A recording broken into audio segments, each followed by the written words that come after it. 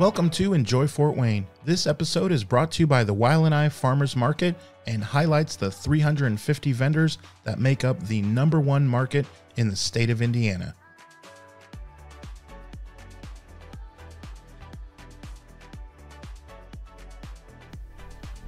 Kurt Plummer, Plummer Farms, Paulding, Ohio. Awesome. So how long have you been doing that? Selling beef to customers, whatnot. By the cut, we really didn't start until 2018, summer of 2018. And but before that, we were always selling quarters and halves to friends and family and stuff like that. But then we really, my sister was actually part of another market, and she kind of pushed us into it. And at the time, it was me and my brother. We, jumped and didn't know what we were doing. I've learned so much in this, just different cuts and how to cook, and I did not know I would enjoy cooking meat as much as I do. I mean, wow. Got like 5 different smokers at my house. My wife hates it. She didn't know she signed up for all that. Yeah, but it's for better or for worse. Yeah, that's right. Yeah, she's eating a lot better. So there you go. But no, we jumped into it then, and since then, my brother moved to Cleveland. Didn't quite work out for him to commute back every other weekend or every weekend. So yeah, I took it over, and really since then, it's steadily grew, and we've had a blast doing it. Me and my family. Like I said, learned so much, and really it's interesting to hear how much the customers, they want to see the kids there. They want to hear them talking about the baby cows and all that. And yeah, some people say it's a little morbid, kids are talking about what they're gonna eat, and as a pet, and it's not a pet. They understand it. And yeah, it's just different. For sure. I am what they call city folk. I don't know much about your realm, and so I'm gonna pretend that most of our listeners are like me. So I'm gonna ask you, so break down maybe, and we've had other farmers, we've had Mitch, and like we've had different farmers on, and I'm always just curious, a day in the life, does that constitute many different things too much where it's like you can't break it down for me, or can you light a little bit? Yeah, I mean, I can generalize it. First, the this beef venture, it's a hobby for me. It's not my 9 to 5, but it is my big stress relief. I run operations for a trucking company. We have about 80 trucks, and it allows me to decompress. The cattle don't talk back. They, I hope not. It's quiet. For the most part, it's quiet in there, and I got some just time to reflect, and especially that really comes into play in the summer when we're doing our hay and all of that. So more tractor time, but so for the most part, in a day, it's pretty boring. Check the animals in the morning, go to work, come back, check them again. That's really, I mean, you're just making sure everybody's good. But overall, what makes us a little bit unique is we are a cow-calf operation. So therefore, the animals are all born on our farm. So we've got about 54 brood cattle that will all be dropping calves. Last week, we actually had our first one of the season. Pretty excited because it's actually going to be one that my daughter takes to our local fair. So, and then, yes, it will come to the market in a freezer. Right. Eventually. But, so like I said, all the calves are born on our farm. They're out on pasture at all times. We live where we're at, right along a major state highway, US 127. Our pasture, it goes down 127 for a little over a quarter of a mile. Wow. So you can see the cattle at all times. Nothing, you're not hiding nothing there. I mean, on 127. So, but we really enjoy it because everybody really does comment on it. I just had friends the other night saying, hey, we don't tell you this enough, but we like when you move that cattle out front. Okay, but yeah. So yeah, we have, like I said, 54 that are going to drop. They're out on pasture. We do feed our steers that we're fattening up, to go to market. They do have access to corn at any time. Other than that, the brood cattle, they're out. They just eat grass. They eat some minerals, all that. Yeah. But and then we do have a bull. We're actually to the point now where we probably have to look to get a second one because he's pretty busy. Wow. So it's great. Yeah, that's a good a good problem to have. Yeah. I suppose, right? Yeah. Our farm, like I said, in Paulding there sits on just about 100 acres. And we grow all of our own hay. The only thing we really can't control is the corn, just because we don't have the ground to suffice that. But everything else we are in 100% control of, and like I said, then it's kind of fun. We get to pick our own genetics. So every 2 years we get a new bull, and look into the marbling and all that. And interesting stuff I never thought I'd know. Yeah, and that's definitely interesting. I just don't know if the average person necessarily thinks of things like that either. Yeah. And so then, okay, let me ask you, as you're learning some of all these different things, maybe walk us through one of those moments where you were like, oh my gosh, looking back, I never thought I would have learned. Oh, actually, I had that instance this weekend at the market. Okay. My daughter, like I said, just had her calf. She got her fair book, and she's ready to go. I mean, she's excited. Yeah. She wanted to come to the market, and I said, okay, that's great. She brought. And she's 5'6". She's 9. 9. Oh, yeah. She looks smaller. Well, I just saw her, right? Yeah. Okay.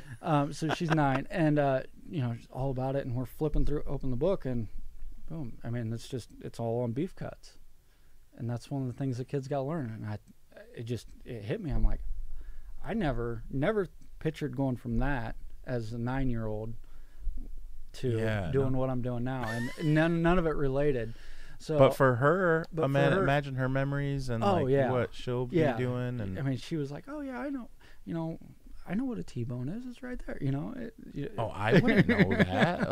I mean, I don't know if by 9 I ate a T-bone. They're big. Why would a 9-year-old need one? But no, it is. It's that's probably one of the biggest things is just the plethora of knowledge. I went through FFA in high school, and the Future Farmers of America. I don't know if you knew what that was. No, but okay. it's like a 4-H. I've heard of it. Yeah, I didn't know that. Yeah. So I did all that, and I never applied myself. I just hey, this is a class I can get out of regular classes, and might as well do it. Yeah.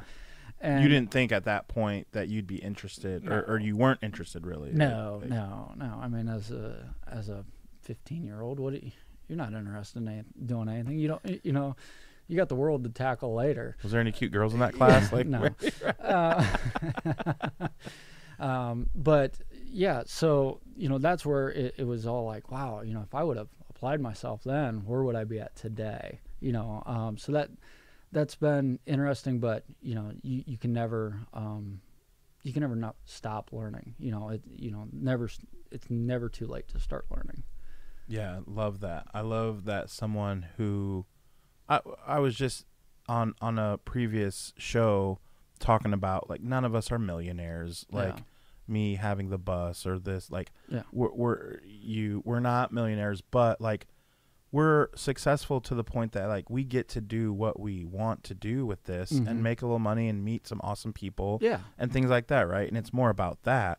In talking about that, the market itself, how did you, because you're coming across a state line, I'll just ask first, is there nothing in Ohio that you, so on a Saturday that you can go to then? There is. In your area? There is. They're all really small markets. For me, Fort Wayne's the closest town.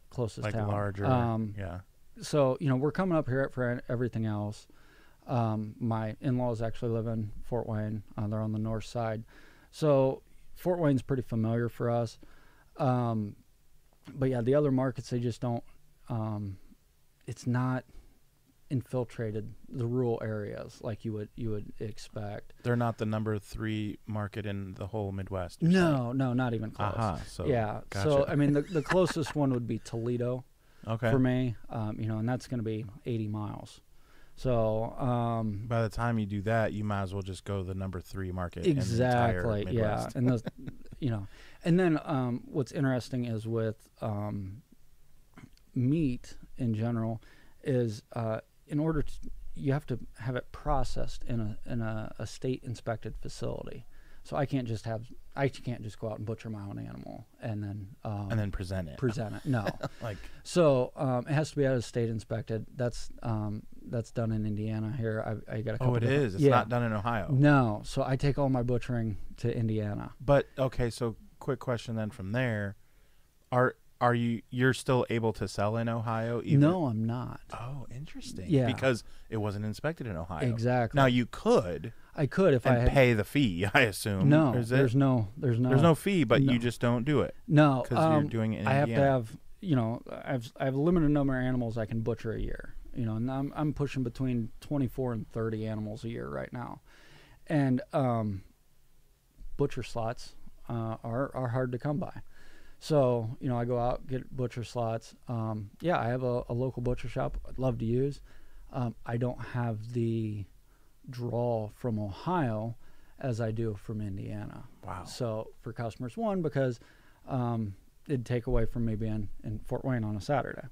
And you don't want to do that. I don't want to do that. So I just chose to commit to Indiana here. Now there are some butcher shops that I can use. Like I just took some this last week to one in Ohio and one in Michigan. They're federally inspected, so it doesn't matter which state I did. Yeah, at that point. But the problem is they're hour and a half away each, and I gotta go twice. And now if it's a guaranteed sale, right, then I guess it helps. Like whereas at the farmers market, you're probably assuming you're going to sell X amount, but nothing's guaranteed. Nothing's guaranteed. As much as when you have a guaranteed sale in Michigan, say, right? Yeah. So that's a plus, I guess. So, and you can't predict what people are going to buy. I mean, that's and probably every vendor will tell you that. I can load up, hey, it's going to be a big hamburger weekend. So and I might sell 10 packs of patties, and I've got a couple 100 pounds with me. It just doesn't, all I get done is moving the stuff. So, you can't judge it. And that's, in the winter, I struggle a lot with that because I'm, just limited to my coolers versus my big old freezer trailer that I towed around in the summer. Right. That really spoils me. Yeah. Yeah. So, what is something about the YLNI Farmers Market that keeps you coming back that you really enjoy? The thing I enjoy the most is just the ease of the staff. It just seems like if I have a concern or something, it's handled. I'm a pretty easy going guy, so I know that helps. But it does. It's just the flexibility. I mean, that's just hey, I can't make it this week. Okay. Like I said, I built this freezer trailer and it's kind of big, and here's my dilemma. Oh yeah, we got a perfect spot for you. It's those type of things. But really, another draw is just I see growth. I see there's a lot of potential there. I see the leadership there really wants to make this thing into something special, and I think we're on the right path here for it, and that is a big draw for me. I mean, we're constantly changing to what the customer wants. Yeah, no one likes to stay stagnant, and Ashley, our fearless leader, is truly, because I'm in some of those meetings, so I know that she is always really trying to see, like, okay, guys, what's next? We don't want to just stay where we're at. And sometimes I'm like, Ashley, we just added pony rides. We just did this. We had a cornhole tournament. We're talking about doing events. We're talking about doing this and classes. And like, man, what else can you do? And it's like, she's like, no, I think we can do more. I'm like, it fires you up. Like, and so hearing you say that, I can attest to it. Like, throw it against the wall, see if it sticks. Yeah, man. Like, we do certain things and try certain things, and that other markets simply aren't doing. I don't know how many other markets have podcasts, even Yeah. just for example. Well, I think the thing, they listen to the vendors too. The vendors are the ones getting The lifeblood. they're getting all the feedback. Every once in a while you get that one person that will go to the main booth and say, hey, this is what I think. But for the most part, it's the vendors that you're interacting with, and or the customers that the vendors are interacting with. That's where it's at. Yeah, no question. I definitely agree with you and love hearing you say that, because it just reiterates how I think I feel about Ashley and Travis and the board there, and that take care of everything. Like, oh yeah, they're just doing a fabulous job. Oh, yeah. Honestly, there's always going to be like either room for improvement or people that don't agree with certain things, but come on, overall, yeah. I mean, I gotta feel like we're at a 90% approval rating. Oh, yeah. Right? Like, that's pretty good. No president in the history of the United States have had this. No, had that. no, Like, I mean, no. we're doing pretty well. Like, so what is something that you have learned by doing this entrepreneurial thing, Mm-hmm. Where you answer to yourself, you get the product, you do everything, you lay it out, you do it yourself. And if you don't do it, then it's not done. And you can't blame some employee. It's you, right? Mm-hmm. What is something that you have learned that can be a good nugget of info for someone who's looking to start out maybe in doing something like you? Well, it's a lot of work. I mean, that you got to be willing to put in the time. This just doesn't happen overnight. Yeah. When you have something that, with the beef, well, now you have a lot of capital investment in it. I mean, from the time I have like I said, I'm a cow calf, so I'm purchasing the cow. It gets pregnant. 9 months later, it has a calf. 15 months from that is when I butcher it. So I'm looking, maybe 3 years until I see a return.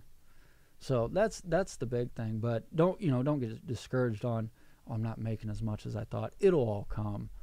And that's what I've seen in a lot of different businesses is people gung-ho, and then they just back out because I got burnt out, or, well, yeah, you just gotta, it's a slow and steady grind. You don't, if you're sprinting, you're going to fall out pretty quick. Yeah, no, totally. I say with my other businesses, with some of my partners, is I'm in it for the long haul. Mm-hmm. Like, I'm not worried about making a quick dollar. If I can make 50 cents and sustain that, then I would rather do that, knowing that I had the 50 cents for the next 2 years, than make a quick buck and then worry about next month. I don't know if I'm getting a quick buck. Right? Yeah. It's little things like that I think goes a long way. And I don't know if some people are ready to hear that sometimes. Oh, you're 100% right. And it's a huge deal. And if they can, and they're passionate about the thing, then they can rip through it and get it done and get after it. And then in 10 years, wow, look at the progress. And so, yeah, I like that you said that, because I appreciate that you're not necessarily sugarcoating anything. It's good. It truly is good, but it's not going to be good every day, and it's not going to be good today. Yeah. Like, you're going to have to, put in some work, and you'll see it though, and it's worth it because it's you, right? Yeah. It's your brand, it's everything. Those issues are going to come up at the most inconvenient times. Of course, like that's life. Like, I was supposed to do this. Well, I guess I can't now. My wife was very mad at me one time. I had a cow that had a calf, and great. Well, it was at the same time she was supposed to be going to the hospital to have a baby. Yikes. And so, which one do you take care of? Well, but but at the same point, you understand, you do something, I got it, got the animal inside out of the way quick. Right. Got her to the hospital.